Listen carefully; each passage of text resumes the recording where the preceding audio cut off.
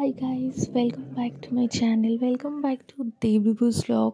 তো আগের ব্লগে তোমরা সবাই দেখতে পেয়েছো যে যেদিন আমরা রামপুরহাট মানে মা তারার কাছে পৌঁছেছিলাম সেদিনই আমাদের একটা মানসিক পুজো ছিল শক্তিপীঠ নলহাটিতে। তো আমরা সেদিন ফ্রেশ হয়ে হোটেলে পৌঁছে ফ্রেশ আমরা নলহাটির উদ্দেশ্যে পৌঁছে গিয়ে মায়ের দর্শন করেছিলাম এবং পাশেই যে গণপতি বাপ্পা ছিল তার কাছে আমাদের মানসিক ছিল, তো সেখানেও আমরা পুজো দিয়েছিলাম। তো সেখানে মোটামুটি পুজো দিয়ে কিছুক্ষণ বসে চা খেয়ে মানে আগের ব্লগটায় আমি পুরোটাই শেয়ার করেছি যে তারাপীঠ থেকে কতটা দূরে।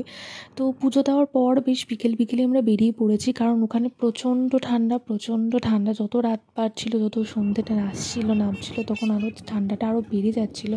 তো বেশি দেরি না করে পুজো যেহেতু হয়ে গেছিলো, আমরা একটা অটো ভাড়া করেই নিয়েছিলাম, তো আমরা বেরিয়ে পড়েছিলাম। খুব সুন্দর লাগছিলো, মানে মনে হচ্ছিলো যেটা একদম ফ্রেশ এয়ার। কলকাতায় থেকে এত দূষণ চারিদিকে, সেখানে এসে একদিনের জন্য যদি কোথাও একটুখানি ঘুরে আসা যায় তাও মনটা প্রচণ্ড ভালো হয়ে যায়। তো এই যখন রাস্তা দিয়ে যাচ্ছিলাম তখন ওই দূরের আকাশটাতে আমি জুম করেও দেখাতে পারবো না, কারণ তাহলে পিক্সেলটা একদম ফেটে যাবে। সূর্যটা অস্ত যাচ্ছে, সামনে ছেলেমেয়েগুলো বলছে আর খেতে আসবো না, ছেলেটা বলছে আর আসবো না এখানে। ঠিক বলেছে। না আছে নুন, না আছে ডাল। ঠিকই ডালটাই একটু কোনো কিচ্ছু নেই, ডালে একটু স্বাদ নেই। দেখতেই পাচ্ছ তোমরা, মোটামুটি আমরা বাড়ি ফিরে এসে একটা দোকানে চপ ভাজা হচ্ছিল। তো চপ ভাজা দেখেই একদম পুরো মা আর মামা বললো যে চপটা খাই। তো সেই দোকান থেকে আমরা মুড়ি আর আলু ফুলুরি আর একটু চপ আর বেগুনি কিনে নিয়েছিলাম। সন্ধ্যেবেলাটা বেশ ভালোই কাটলো। তারপরে আমরা ভাবলাম যে সন্ধ্যেবেলাটা আর ঘরে বসে না থেকে, মামা বললো আমি আর বেরোবো না। তো আমি, মা আর মামি বেরিয়ে পড়েছিলাম মন্দির দর্শনের উদ্দেশ্যে, মানে তারা মায়ের দর্শনের উদ্দেশ্যে। তো এইটা ছিল সেই গলি, সেই তারামা সরণি, যেখান থেকে গেলেই তারামায়ের মন্দির। এই যে আমরা প্রবেশ করছি মা তারার মন্দিরে। মানে এত সেই মানসিকের পরে কোভিড এলো, কোভিডের পরে ঠাম্মা মারা যাওয়া 1 বছরের পুরো গ্যাপ, মানে 1 বছর আমাদের পালন করতে হলো। তারপরে অ্যাট লাস্ট মায়ের কাছে পুজো দিতে আসতে পেরেছি, এটা আমার কাছে সব থেকে বড় পাওনা। মা টানলে কোথাও যাওয়া যায় না, তো মা টেনেছে, আসতে পেরেছে। আর এই সময়টা চলছিল এখানে ওই বিভিন্ন ধরনের পান্ডা আছে, পান্ডারা যারা পালা দেয়, তো অনেক বড় করে এলইডি স্ক্রিন লাগিয়ে সন্ধ্যা আরতি হচ্ছিল এবং এদিকে যজ্ঞও হচ্ছিল। আর চারিদিকে অনেকটা বেলুন দিয়ে সাজানো ছিল। তো আমরা ঠিক বুঝতে পারিনি যে কী অনুষ্ঠান চলছিল, কিন্তু বেশ ভালো সুন্দর করে আরতি হচ্ছিল। দরজা বন্ধই ছিল মায়ের, তো ভিতরে কীভাবে আরতিটা চলছিল, একটা বড় এলইডি স্ক্রিন করা ছিল ওই সাইডে। কিন্তু এতটাই ভিড়, দেখতেই পাচ্ছ যে ভিড়টা টপকেও এলইডি স্ক্রিনের দিকে যাওয়াটা অনেকটা চাপের ছিল, তাই জন্য ওদিকটা আমি যেতে পারিনি।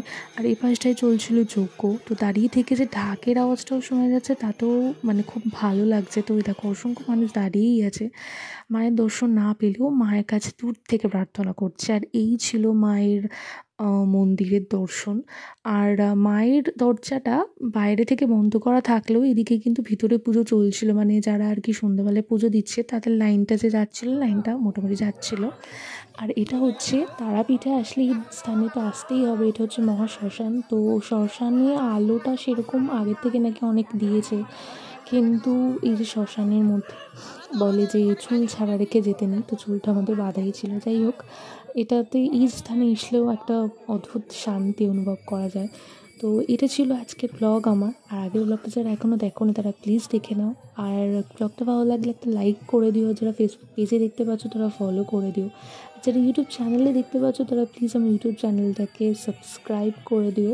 তো এরকম ছোট্টো ছোটো ব্লগ নিয়ে তোমাদের কাছে আসবো। তোমাদের সাপোর্ট আমার ভীষণই দরকার, তোমরা সাপোর্ট করলে তবেই আমি আরও ভালো ভালো কন্টেন্ট ক্রিয়েট করতে পারবো। তো thank you so much watching my blog. আরও ব্লগ আসতে চলেছে। তো এরকম ছোটো ছোটো ঘুরতে যাওয়া, এরকম ঘুরতে গিয়ে ব্লগ বানানো, তোমাদের সামনে আনা প্রচণ্ড ভালো লাগে আমার। তো যাই হোক, মানে আমরা মোটামুটি দর্শন করার পর ওখানে আচারটাও ভীষণ বিখ্যাত। তো একজনের জন্য আমরা রসুনের আচার নিয়েছিলাম, সে ডিমান্ড করেছিল রসুনের আচার চাই। আর আমার জন্য নিয়েছিলাম এই যে 5 মিশালি সবজির টক ঝাল মিষ্টি আচারটা। আমার 5 মিশালি সবজির আচারটা খেতে ভীষণ ভালো লাগে। তো এখানে কাকাতুয়া নামের একটা বিখ্যাত প্যারার দোকান আছে। তো এখান থেকে কিলো দরে এখানে প্যারা বিক্রি হতো। তার ঠিক উল্টো দিকেই একটা আচারের দোকান আছে। তোমরা যারা তারাপীঠে আসবে তারা যদি আচার কিনতে মনে করো, এই দোকানটা আমি সাজেস্ট করলাম, খুবই ভালো। তো সেখান থেকে আচার কিনে মোটামুটি আজকের দিনটা, কালকে খুব ভোর ভোরে উঠে পুজো দিতে যেতে হবে মায়ের কাছে। তো আজকের দিনটা এরকমভাবেই কেটেছিল। তো এটাই তোমাদের সামনে তুলে ধরলাম।